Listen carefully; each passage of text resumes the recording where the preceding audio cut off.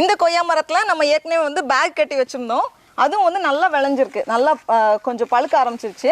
இதையும் இப்போ பறிச்சிடலாம்.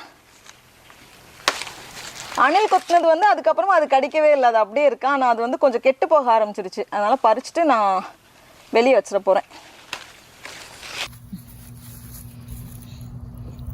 மெதுவா கீழே செடியை பிடிச்சிட்டு. 2 தக்காளியா? எத்தனை தக்காளி இருக்கு? கவுண்ட் பண்ண. 1 2. Very good.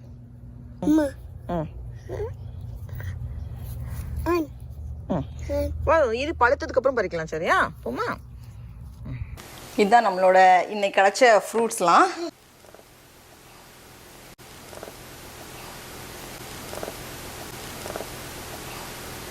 நம்ம கொய்யா மரத்தில் உள்ள ஃபர்ஸ்ட் காய். எனக்கு வந்து ரொம்ப காயும் இல்லை, அதே ரொம்ப பழுக்கவும் இல்லாமல் நடுவில் இருக்கும்ல ஒரு ஸ்டேஜ், அது வந்து ரொம்ப பிடிக்கும். இப்போ நம்ம டேஸ்ட் பண்ணி பார்க்கலாம். நல்லாக்கா? இது வந்து நல்லா ஸ்வீட்டாக நல்லா இருக்கு. ஒரு காய் வந்து 360 கிராம் போல் இருக்கு.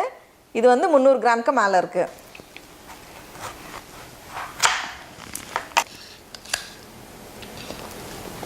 இது வந்து அவ்வளோ இனிப்பெல்லாம் இல்லை.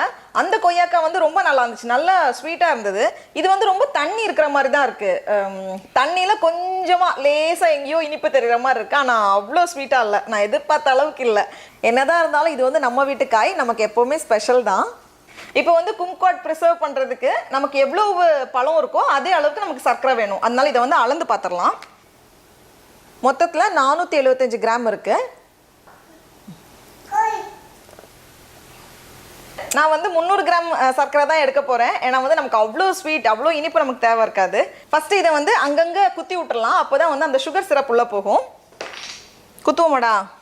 கத்தி எடுத்துகிட்டு வந்து குத்துவோமாடா? ஒரு 10 வாட்டி குத்துவோமா?